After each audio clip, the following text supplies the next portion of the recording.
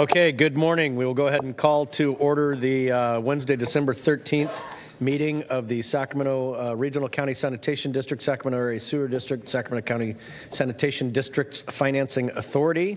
And at this time, if we could establish a quorum. Director Aquino? Here. Carpinci Costa? Here. I'm sorry, let me turn on the microphone. You're right. Desmond? Here. Frost? Here. Kaplan? Kennedy? Here. Laloe? Here. Maple? Here. Orozco? Here. Robles? Here. Swen? Here. Valenzuela? Here. Vang? Here. Villegas? Here. And Hume. Here. And you do have a quorum. Okay, now if you please address the flag and join Blinky the elf to my left here. Salute.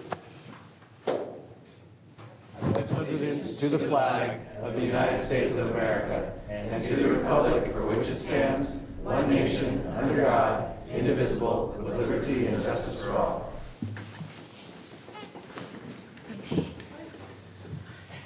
Okay, now if the clerk would please read the statements and the public comment procedures. This meeting of the Sacramento Regional County Sanitation District and Sacramento Area Sewer District is being broadcast live on Metro Cable 14, the local government affairs channel on the Comcast Consolidated Communications and AT&T UVerse cable systems. This meeting is closed captioned and live streamed at Metro 14 Live. Metro14live.saccounty.gov. Today's meeting will replay Sunday, December 17th at 9 a.m. on Channel 14. This meeting can also be viewed at youtube.com/MetroCable14. In accordance with Government Code 54952.3, compensation for meeting of these legislative bodies is required to be verbally disclosed. The amount of $100 will be paid for each member participating today as a member of the Sacramento Regional County Sanitation District, and the amount of $100 will be paid for each board member participating today as a member of the Sacramento Area Sewer District. Compensation for Sacramento County Supervisors and City of Sacramento Council members is paid to the county and city respectively to partially offset the cost of those governments. Compensation for other board members is delivered to the individuals. To make an in-person public comment, please complete a speaker request form and hand it to the clerk. The chairperson will call your name when it is your turn to make a comment. To make a public comment by phone, dial 916-875-2500 and follow the prompts to be placed in queue for a specific agenda or off-agenda item. Clerk staff will transfer each caller into the meeting. You may be on hold for an extended period of time, and your patience is appreciated. You may send written comments by email to boardclerk@saccounty.gov. Your comment will be routed to the board and filed in the record, and that concludes the clerk's announcement. Thank you. And we will note the arrival of Director Kaplan, who is here just in time to hang out for a minute, because those of us that are members of SASD will adjourn to hearing room 1 for a closed session. So all of the folks who are directors of the sanitation district only, make yourselves at home. We'll be back. Cool. Recording stopped. I thought I brought my laptop. That's me.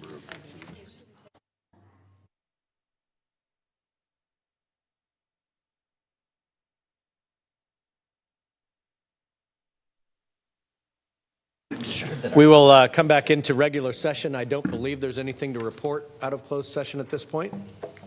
No? Okay, very good. Chairperson Hume, I'm sorry, could I take the roll again just to make sure? I know there is a quorum, but There just were a for- lot of people that went to go get cookies, so we better make sure nobody's left behind. Director Aquino? They stuck Here. together. Carpinci Costa? Here. Desmond? Here. Frost? Here. Hume? Here? Kaplan? Here. Kennedy? Here. Laloe? Here. Maple? Here. Orozco? Here. Robles? Here. Swen? Here. Valenzuela? Here. Vang? Here. Villegas? And you have a quorum. Great, thank you. At that time, then, we will move on to the sanitation district consent calendar. There are 3 items on consent. Does anybody have an item that they'd wish to pull or have any questions of staff? If not, I would entertain a motion. Move consent. Second. All right, a motion from Kennedy, a second from Soon. I don't have any speaker cards. Is there anybody that wishes to speak on any item on consent? Okay, seeing none, we'll close public comment. And can we do a roll call, or are we voting on the screen? You can vote on the screen, and we do not have any online public commenters either. Thank you. Please vote.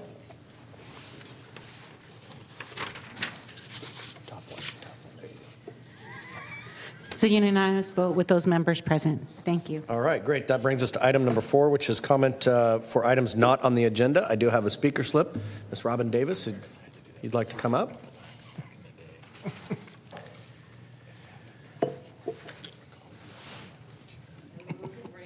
Good morning. It is now. Okay, thanks.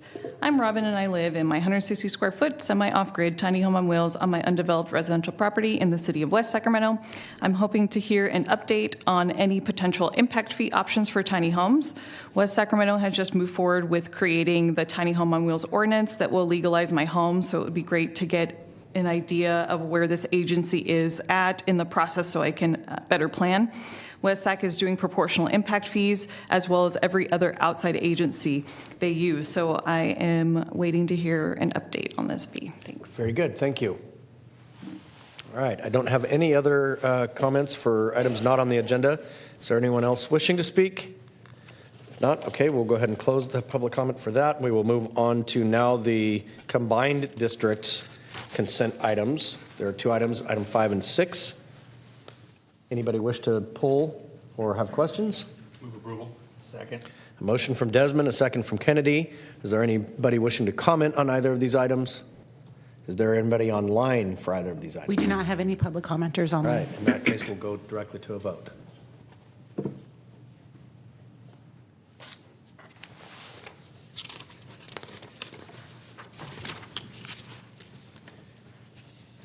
And it's a unanimous vote with those members present. Okay, thank you. Now moving on to item number 7, it looks like is district separate matters, miscellaneous director, and district engineer matters. Shall I start? Sure, All right. you shall. Just a couple of things. First of all, you have Bufferlands calendars on your table next to you. If you were missed, yes, it's rolled up. If anyone was missed, we have some more as well. These are taken by our staff. The photographs are taken by our staff. It's out at the Bufferlands. We partner with Audubon Society, so it's a really nice poster. Everyone looks forward to it, so enjoy. And then secondly, I just wanted to mention that this is as has been said a couple times this morning, this is our last meeting as two boards. So January 10th will be our next board meeting. That will be the first board meeting of the new year with a single district Sac Sewer. That will hopefully reduce some of the complications, some of the logistics of having a couple of boards here and bouncing back and forth. So all of you who are on either the Sac Sewer or Regional SAN or both boards will continue on the new board.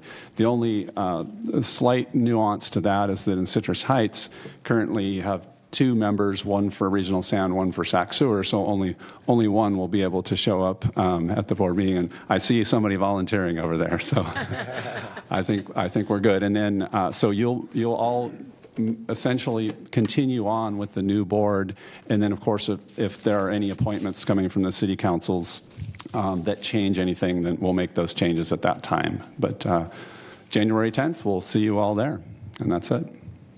Great, thank you. Any comments from directors on items for future discussion? Okay, I would just like to ask Christoph, if you would, if we could send out a communication addressing the speakers' concerns and where we are, if we're planning on doing some sort of tiered fee rate for connection fees for tiny homes. Sure, we can get a status update, and we'll contact her as well as. Would you like a notification to the board as well? Yes, please. Okay. Yes, please. Director Kennedy. Just to be more or precise, when we talk about tiny homes, what are we talking about? I mean, does ADUs count? I mean, what are, because tiny homes have a broad definition. Sure. And so I think that if you could provide that as far as suggested criteria. Yeah. So that's part of the challenge of this is that we don't really determine what are tiny homes, and what we have said is that we'll work with the land use jurisdictions, and when they have a definition of what tiny homes are and they have an idea of what they want to do with tiny homes, it sounds like West Sacramento is moving forward with some stuff, so we'll need to communicate with them. But we're kind of we're going to be following what happens in the cities and the counties. Yeah, I think we should have consistent criteria, probably based on square footage. For example, the county is about to approve pre-approved ADU plans, so anybody can come in. So and just off the shelf. So I expect we're going to see more of these. So that's why I want to make sure that ADUs are considered in that. And we do have for ADUs, traditional, call it a granny flat or something like that you put on your property, those fees are already waived. Okay. So that's a separate, potentially separate thing. Thank you. Great. Anything else? No? Okay. I believe that brings us on then to item number 8, and I'll look to the clerk to read that. Item number 8, you're acting as your Sacramento Regional County Sanitation District and Sacramento Area Sewer District. This is a presentation on the Confluence Regional Partnership Program workshop.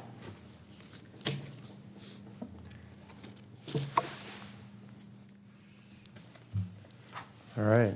Thank you. Good morning, Chair, members of the board. Mike Hewitt, Director of Policy and Planning, and I'm here today to talk about the Confluence program and some suggested policy changes I would like to recommend. So, a bit on the agenda for what we're going to talk about today. I'm going to briefly talk about the background and provide you an overview of the Confluence program. And then we're going to talk about 3 different topics in regards to suggested policy updates. One is merging the district's Confluence programs from 2 into 1.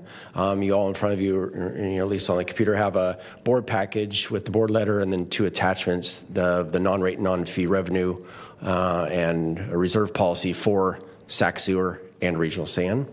And then secondly, we're going to look at enhancing the Sewer Lifeline Rate Assistance Program and then incorporating the sewer impact fee waiver program that's existing, incorporate that into the Confluence program.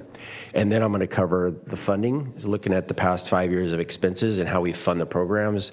And then we'll be able to wrap it up on next steps and confirm what we heard back as feedback from your board. So background, this in 2017, the board approved the non-fee and non-rate revenue and reserve policies for both districts, and it's been a successful program. It's called the Confluence program. It's known region-wide. There's been successful projects that benefited the region, and it's well known, and it's also increased our partnerships amongst other regional partners and community stakeholders. Revenue is not directly from rates and fees, so the monies that fund this program are not directly from rates and fees, so we have more discretion on how to use that funding. It's funding such as interest on our cash, like proceeds for our water recycling and biogas sales, sales of our assets like properties, and that's just to name a few. There's more items as well, but we have more discretion on how to spend that money. And the Confluence program, as you can see here, is made up of 5 categories. And on the right-hand side of the column says budget limit. It's actually more like a policy limit. This is the policy that was approved by your boards, and that's the funding basically cap. So the Sewer Lifeline Rate Assistance Program is just that. It's a rate assistance program for low-income customers. And the $3.35 million is the rolled together for Regional San and Sac Sewer total bucket of money that we have to fund that program. And then we have the environmental stewardship category made up of 3 subcategories: the Merrick River Parkway cleanup and riparian habitat. And then we have the septic tank conversion program, which helps individuals who want to connect to sewer, and also for community-wide projects that want to connect as like neighborhoods and communities. And then we have the watershed management element as well. Roll all those together for both Regional San and Sac Sewer, and that's a $1.48 million policy limit. And then our Regional Economic Development Program, which is a way to help incentivize economic development in the region, which offers discounts to impact fees up to 50%, depending on the number of jobs created. And that limit for Regional San and Sac Sewer combined is $1.23 million. And then we have our public education category, which is our way to provide awareness, educate our customers on who the sewer districts are, what we do, and then also give some understanding, educate on jobs and career paths with the districts. And that's $600,000 for both districts. And then we have the other category. If there's things that come up that folks want to apply for that's in line with our mission and vision and in line with this program, but doesn't quite fit into the other categories, then it can fall under this other category, and there's $350,000 for both districts for that one.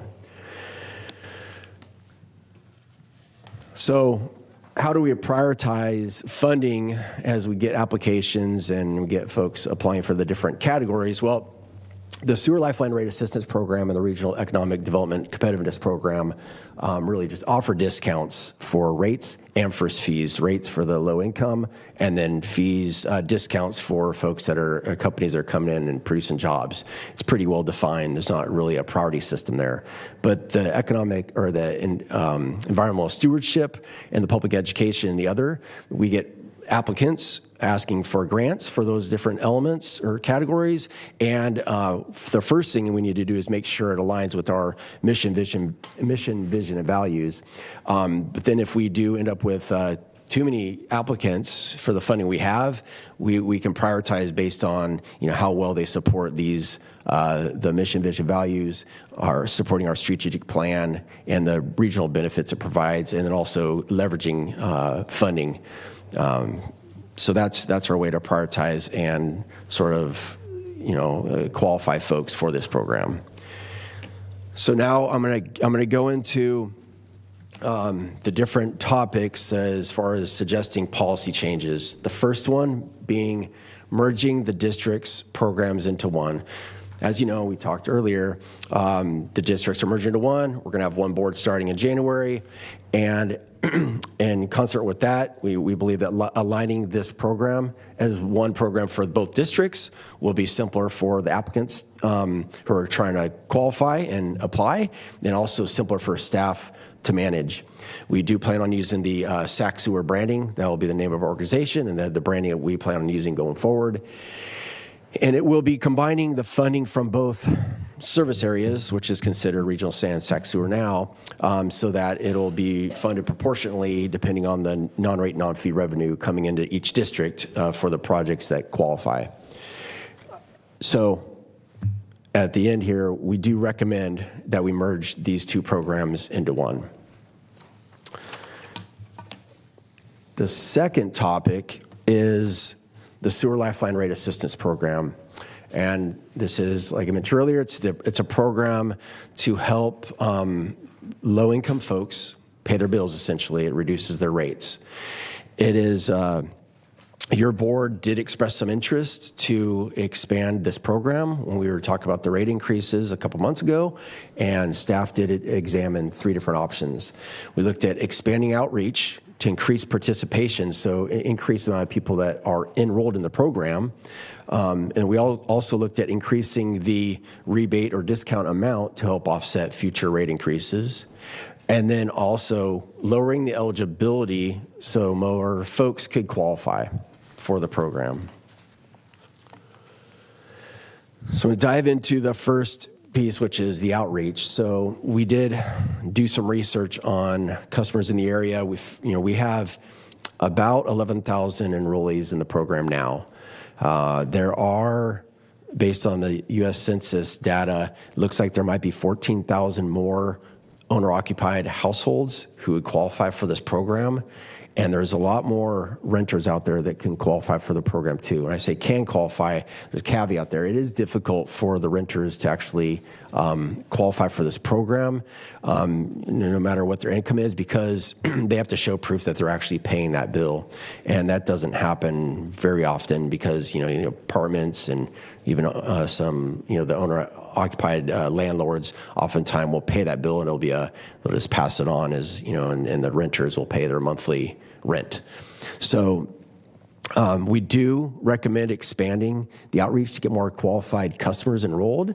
There's a few different ways we're looking at doing that. One is reaching out to SMUD and PG&E to try to see if we can cross-reference with the program, the participants that are participating in their low-income programs. They have the same qualifiers as us, and so we want to see who they have on their list, cross-reference with who's actually participating on ours, and if with the gap, we can target our outreach to those folks to see if they want to apply and participate in our program. And then we also are going through the rate increase process. So the Prop 218, we're going to do outreach and notify our customers of the rate increase. We're going to enhance and emphasize in there that the Sewer Lifeline Rate Assistance Program is available for folks if they qualify. And then we're also going to provide a person to be able to go to community events to advertise the SILRAP program out there. So that's our effort to enhance the outreach for the SILRAP. And then looking at increasing the rate assistance, the rebate or discount is up to $175 per year currently, which is about 25% of the regional sand and Sacs sewer bill combined. This was last changed for regional sand back in 2016. It went from, I believe, $100 a year up to $150 a year. And Sac Sewers has been at the $25 a year since 2017 when they first started this program. We considered offering the same percentage when the rate increases go into place, so not necessarily keeping it at a dollar amount, but keeping it at the 25% as rates increase would actually increase the dollar amount. But we are hesitant at this point to pull the trigger on a recommendation there until we understand the response from the outreach, because we may get a significant more amount of people participating in this program. We're not exactly sure what that's going to do to our budget. So really our recommendation at this point is to evaluate and monitor the response to the outreach, and then we'll come back for the policy update in June, and at that time we'll have much better information and informed information so that we can recommend a rate increase if we can. And then, excuse me, and then to qualify for the Sewer Lifeline Rate Assistance Program, you have to, the income cannot exceed 200% of the federal poverty level, and that amount of income varies depending on the number of persons in the home. And customers can qualify providing proof of their SMUD and PG&E low-income program, that they participate in those programs. And that is actually our main way of getting proof of income is through the SMUD and PG&E programs. I would like to note that back in 2009, we actually did increase the income level to qualify from 200% to 225%. And then a year later, we reverted back to 200%. I don't know exactly the reasons why, but I believe it has something to do with being in line with the SMUD and PG&E. And I think there was a lot of adjustments to that policy at that time. And this one, they just want to claw back a little bit based on some funding gaps. So what we're recommending at this point is not changing the eligibility requirement and keeping it at that 200% poverty level limit. Okay, so the third policy update that I'd like to talk about a little more here is the impact fee waiver program. So when we went through the impact fee study and adjusted the impact fees earlier this year, we did get challenged by the North State Building Industry Association, and they did challenged how we're paying for the impact fee waivers. This is a program that's been in place since 1996 and is, but it currently is funded by, they challenged that market rate residential developers are funding the fee waivers for affordable house developers.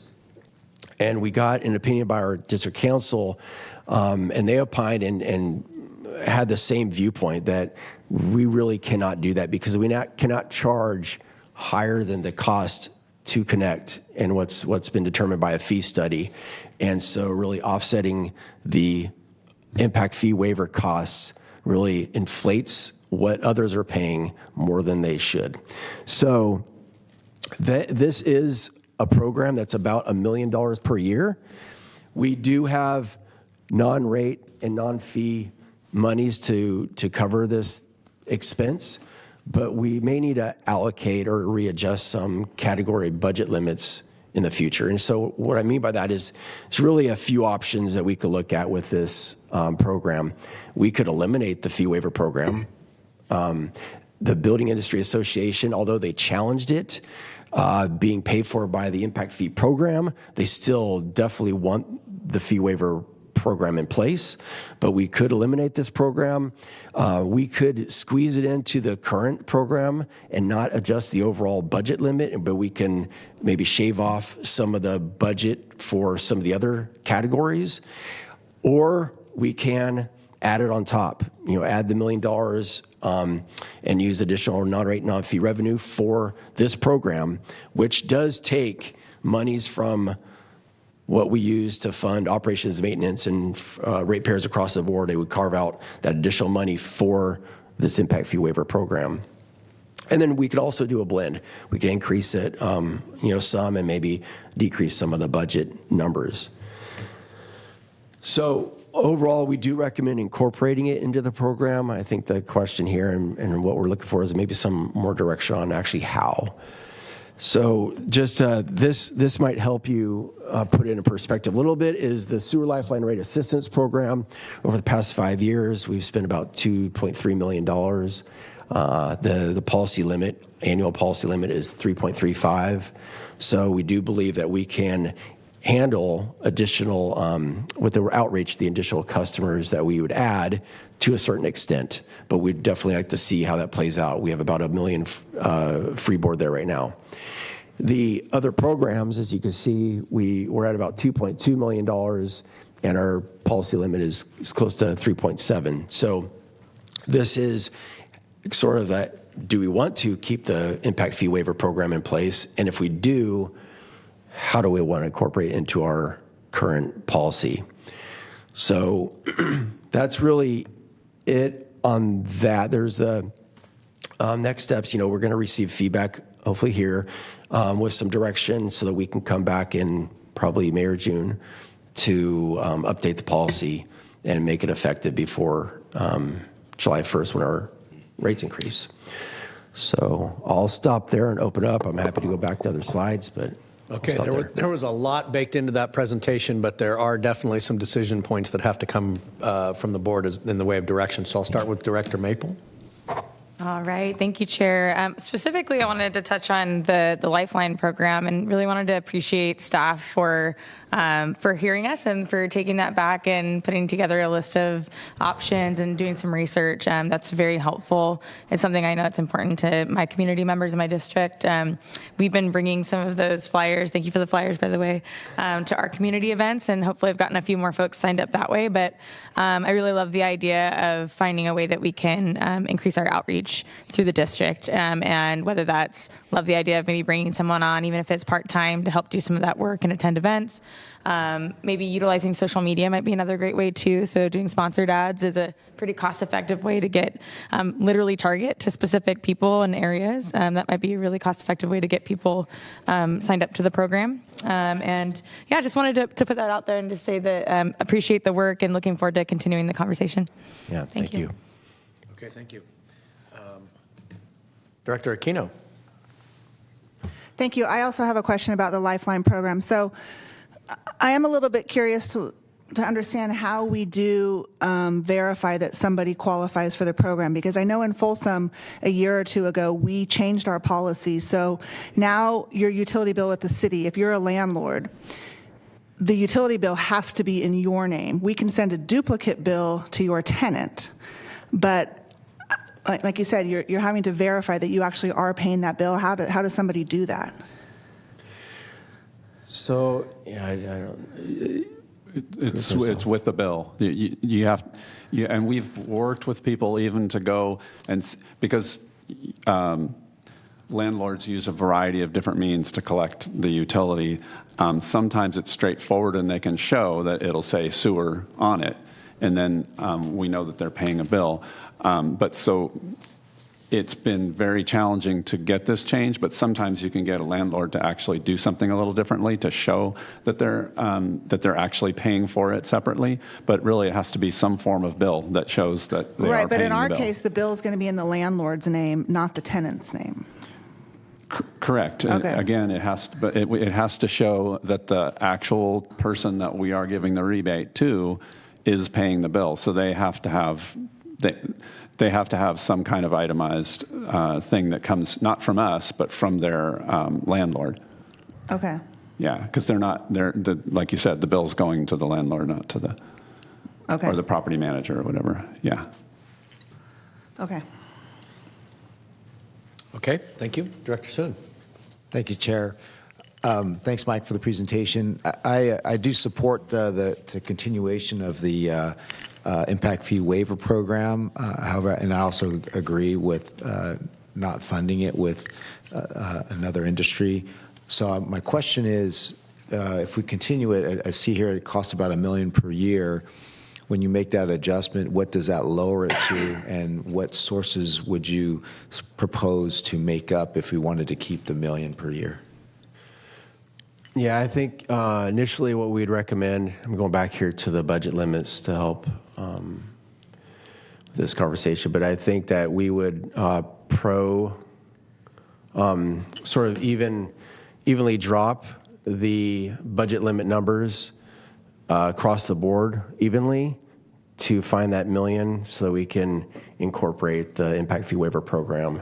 Now, it could be that there's a couple that are being used maybe a little bit less. So if we have struggled to find that $1 million, I think we could probably drop into those a little bit more.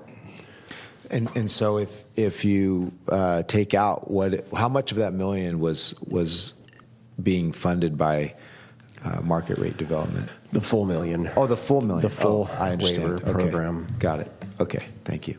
Yeah. Okay, thank you. Other director questions, comments, direction for staff? Just a quick question, Mr. Yeah, Chair, if I sure. could. So thank you, Mike, for the presentation. Very helpful, very thorough.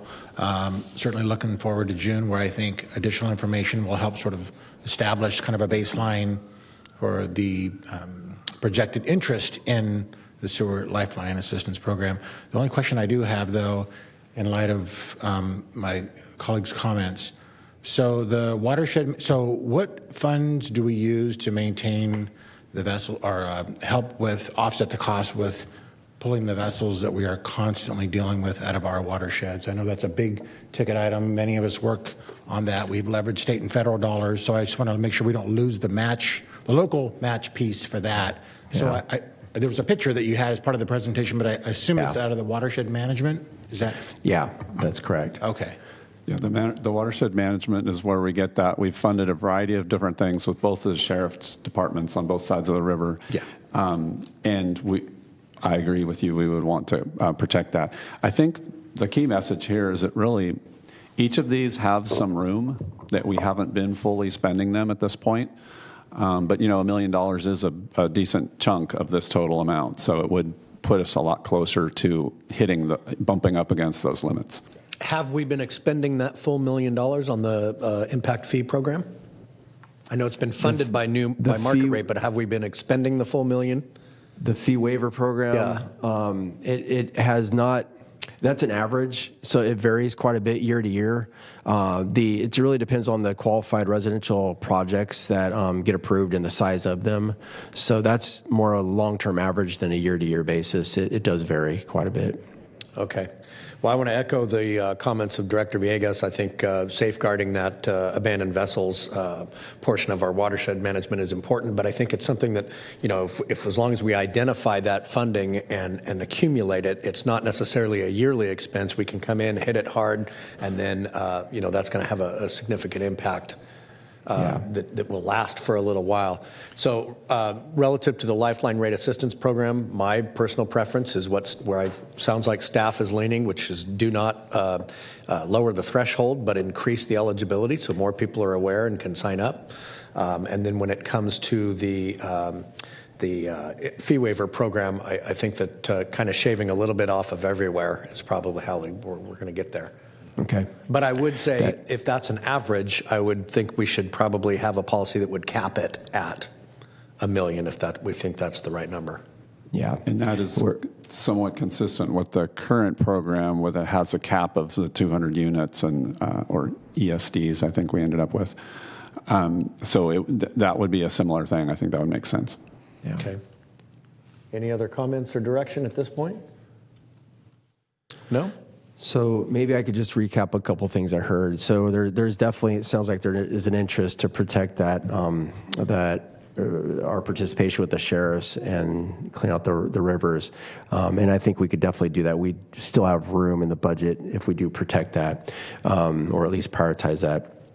And then what I'm also hearing is that there's more of an interest to try to find some funding within the current policy limit for the Confluence program and try to trim down some of the other categories to incorporate the fee waiver program. I believe that was my preference. Anybody feel differently? No? Okay. I want to just add the Confluence, the way the Confluence policy is set up right now, it's very flexible. It gives the district engineer authority to, like, if we're going a little over on one, but we have plenty of room in the other, I can move some funds around. We also have reserves for this program as well. If something big comes up and the board agreed we wanted to hit something really big, we could tap those reserves. So there's a lot of flexibility incorporated into it already. Great. Okay, do you have what you need, or is there anything else? Have what I need. Very Thank good. you. Thank you for the presentation. All right. Appreciate it. On to item number 9, please. Item number 9, you're acting as a Sacramento Regional County Sanitation District and a Sacramento Area Sewer District. Update on advanced clean fleet regulations. I'm sorry, let me just real quick. Anybody wishing to comment on that last item? I didn't stop to call for public comment. Okay, thank you. And just to make the note, we did not have any commenters online as well. Appreciate that. Thank you. Good morning. Good morning. My name is Heidi Oriel. I'm a senior civil engineer in legislative and regulatory affairs for both Sac Sewer and Regional SAN. And one of the key functions that legislative and regulatory affairs provides is keeping an eye out on emerging regulations that will have an impact to our operations and to advocate for reasonable regulations that make sense and are workable for the districts and protective of our customers, public health, and the environment, and then to assist in the implementation when new regulations come about. So today I'm here to give you an update on a particular regulation that will become effective January 1st. This is the California Air Resources Board's Advanced Clean Fleet Regulations.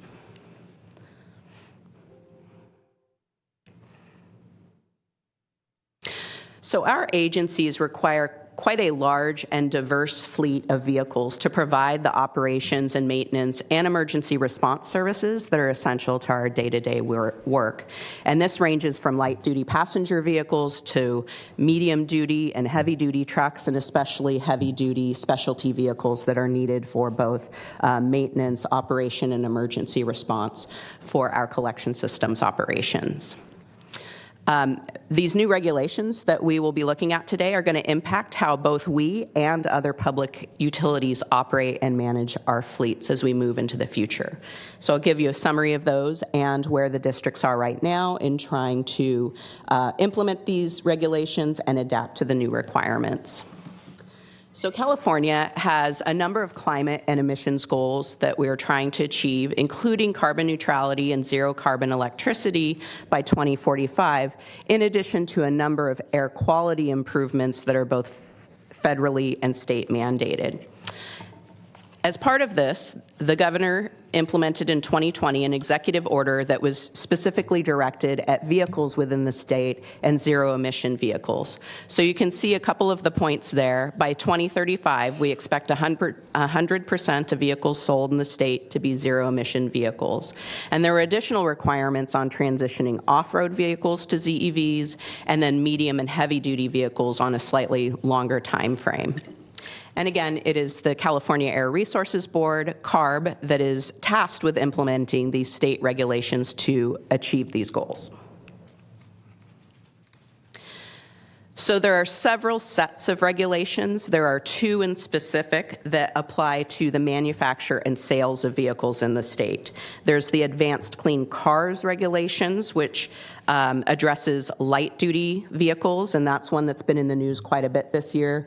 The sale and manufacture of light-duty passenger vehicles within California needs to transition to 100% zero-emission vehicles by 2035.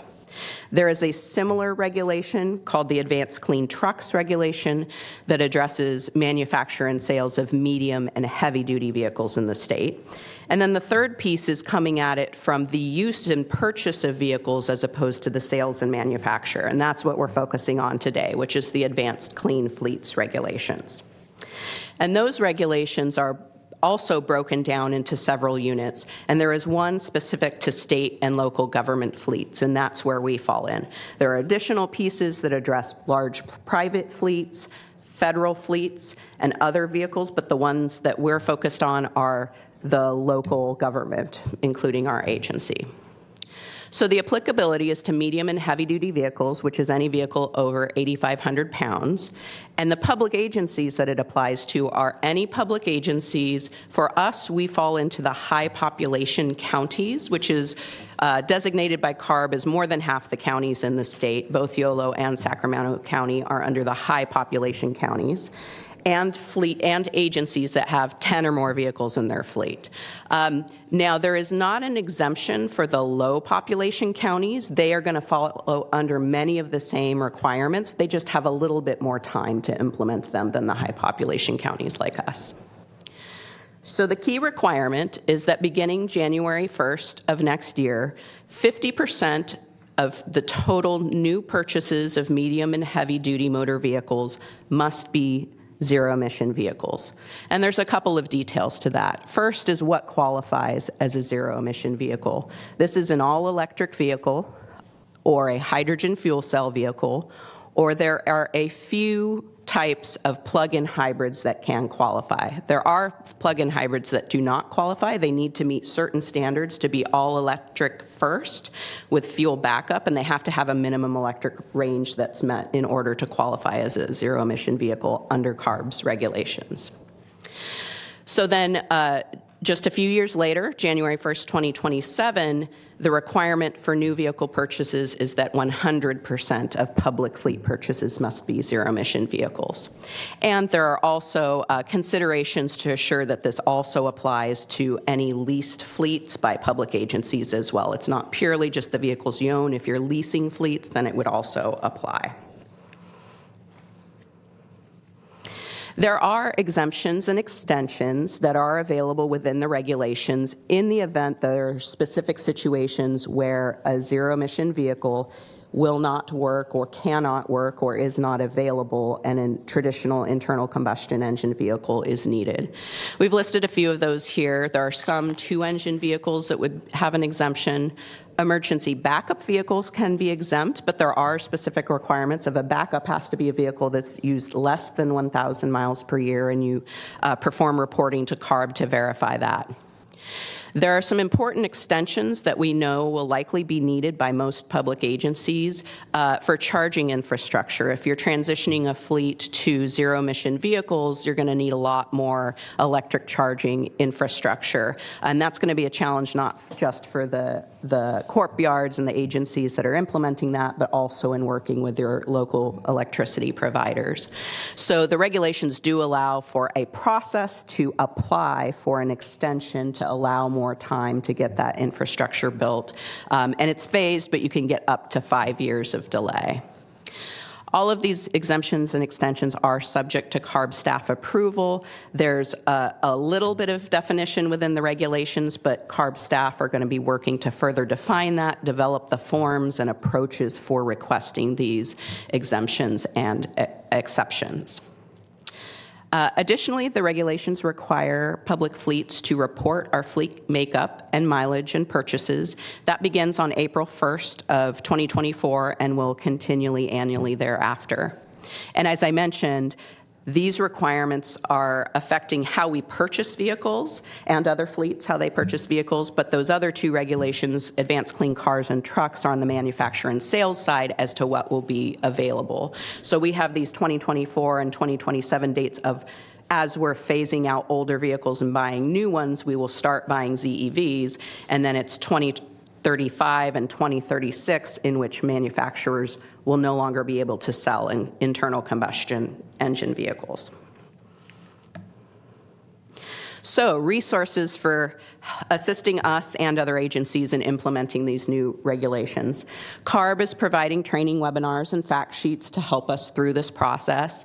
They've also developed a truck regulations implementation group, and they've established 4 subgroups to help look at getting these regulations implemented in a way that works and helping agencies through those exemptions and extensions. We work extensively with the California Association of Sanitation Agencies on a variety of regulatory issues, and they provided a lot of support and advocacy on this issue. They are in direct contact with CARB staff regarding assisting wastewater agencies across the state with implementing these regulations. And we also have 2 CASA members that sit on the truck regulations implementation group, and will continue to provide both the perspective from the wastewater industry and bring information back to our agencies on how to successfully implement this. There has been related legislation proposed. AB 1594, which is state legislation, was passed by the legislature this year and signed by the governor into law. And this is to specifically provide a little bit more flexibility for utility operations and emergency response. And that bill directs CARB to ensure that public agencies can consider purchase of traditional internal combustion engine vehicles if they are needed to maintain the operations of their utility and be able to respond to emergency situations. Now, staff will need to decide how to interpret that bill and work that into the regulations. So I think that's going to be a process over the next month or year. There's also federal legislation that is currently in Congress. It's passed out of the House and is scheduled to go next to the Senate. And this is a bill that would actually prevent states from requiring the purchase of zero-emission vehicles. In September, the White House issued a letter indicating a strong opposed position to this bill. So we'll wait and see where that one goes. Funding. There is funding available primarily through CARB and local air districts, and a little bit of federal money through the Inflation Reduction Act for ZEVs and for electric charging infrastructure. However, the majority of the vehicle funding that's available is only available for early implementation, not for compliance with state regulations. So we're still investigating funding and trying to find methods to ease implementation, but it may be for what we're able to do on the early end before the end of the requirements in 2027. So potential impacts. Obviously, we will be changing how we run and manage and purchase vehicles, and considering full electric, potentially plug-in hybrid, and hydrogen fuel cell vehicles to phase in as we phase out internal combustion vehicles. The charging infrastructure is a challenge, and we're looking at that now, both the electrical power, but also the footprint, having enough space to get medium and heavy-duty vehicles into a yard, turn them around, and have enough room for charging them.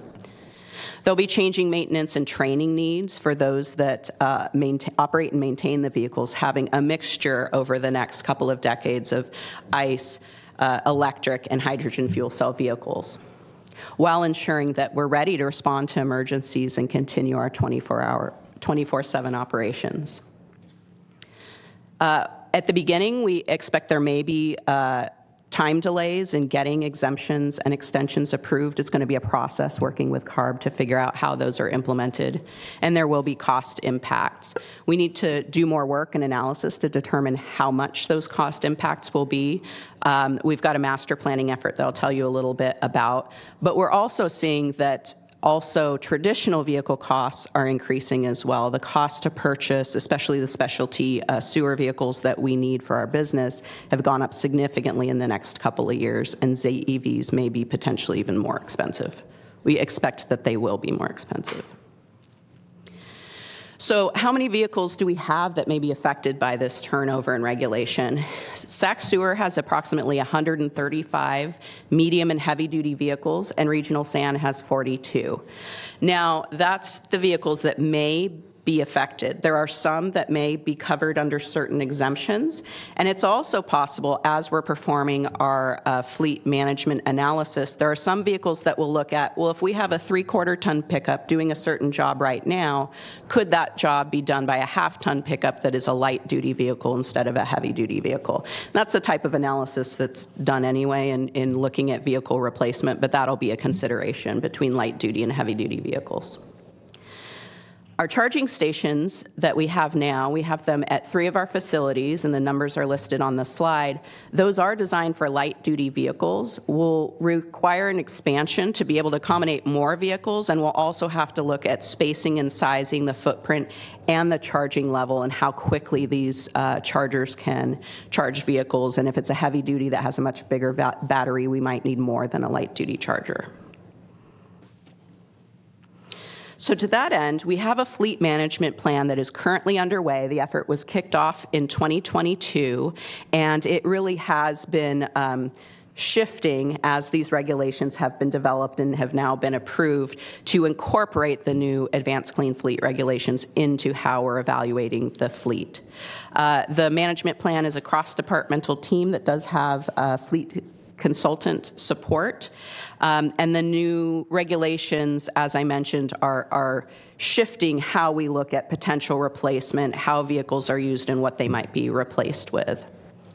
And also considering the changing fleet support needs, including charging or hydrogen fueling stations, and then the differing maintenance and reliability needs of these vehicles that are different from traditional internal combustion engines. That management plan is anticipated to be complete this coming summer. A little bit more specifics on the charging needs. Again, the light, medium, and heavy-duty vehicles are used at our three main facilities, but the ZEV versions may have different charging needs and footprint needs.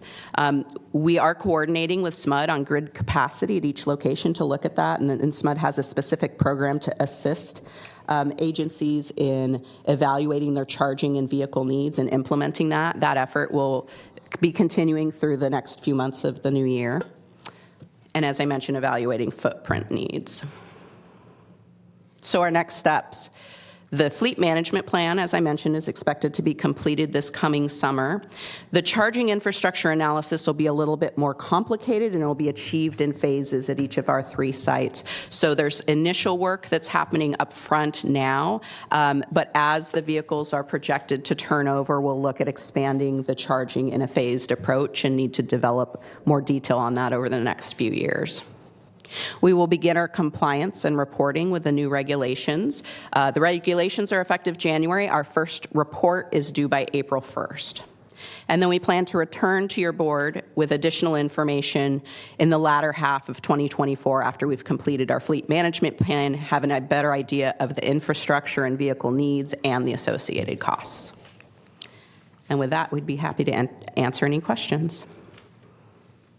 Great, thank you. I do have a couple of questions just to start off. First of all, our fleet management plan, does that include the utility life of the vehicle, whether it's miles traveled or hours of service? Yes, it looks at a variety of factors for each vehicle and the use. Yeah. And so in those shelf lives, do we have any that would be beyond 2045?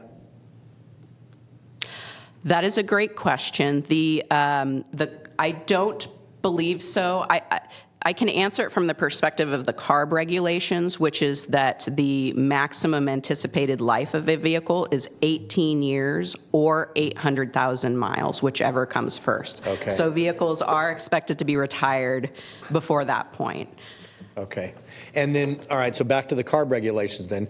If I just want to make sure I understand the timing here. We have all vehicles by 2035. But for public agency, medium and heavy duty vehicles, that date moves up to 2027? Well, it's coming at it from 2 angles. So the 2035 is when 2035 for light duty vehicles, manufacturers will only be able to sell ZEVs in California. And then it's the next year, 2036, for medium and heavy duty vehicles. For the purchase by public agencies, it's starting now in that 2024 until 2027, when we buy new vehicles, we can buy at most 50% traditional internal combustion. We must buy at least 50% ZEVs. And then 2027 is when we, the public agencies, are buying 100% ZEVs, but we've still got some of those traditional ICE engines in our fleet. When we get to 2035, we still have the requirement to buy 100%, but that's the point at which the manufacturers will not be able to sell internal combustion.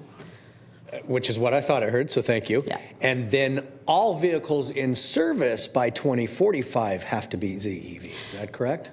That is not a direct requirement. That is the anticipation that through these combined regulations, both the available sales and through the required purchases we're focusing on public agencies, but there are very similar requirements for large private fleets and federal fleets, that those combined will get us to the point of 100% ZEV heavy and medium duty vehicles on the road by 2045.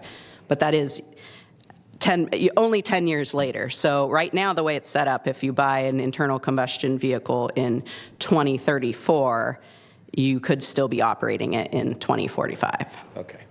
Any other questions on this item? Director Villegas? Just a quick question. So first of all, thank you for the presentation, because I think you represent all public agencies, not just this one. It just happens to be that you guys are ahead of it. So thank you for kind of forecasting what the fleet management plan might look like.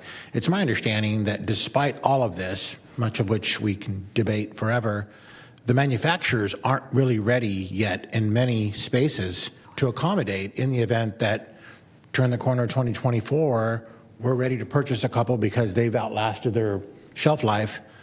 There aren't the products that we need to replace the one-for-one. So there's going to be even another layer of complexity in this space, not the least of which is certainly in the YOLO half of the world with, the PG&E challenges that we face. There's a lot of work to be done in just creating the infrastructure, let alone the manufacturer's readiness for it. So I just stating the obvious, but I just wanted to thank you for the presentation, because I think you represent all public agencies. So when we go back to our respective jurisdictions, it's the same exact situation. So thank you, Mr. Chair. Thank you. Any other comments? No? Okay, this item is receive and file. Thank you very much. Appreciate it. All right, that brings us on to, I believe, the next, which is the consent calendar for SASD. Sorry, I needed to remind that there are no public comments. There were no public comments online for item number 9 or in chambers. Thank you. I did not receive any speaker requests. Yes, we are moving on to Sacramento Area Sewer District consent matters, items 10 through 14. All right. For the sewer district directors, any questions on the consent? Any item to be pulled? Any public comment on the consent calendar for SASD? I do not have any speakers in queue or any speaker request forms. All right, I have a motion from Kennedy. Is there a second? Don't believe you are an SASD director. Second. Okay, I heard a second coming from Director Aquino. Thank you. That brings us to a vote. Please vote, and this would be SAC sewer members only, please. Thank you.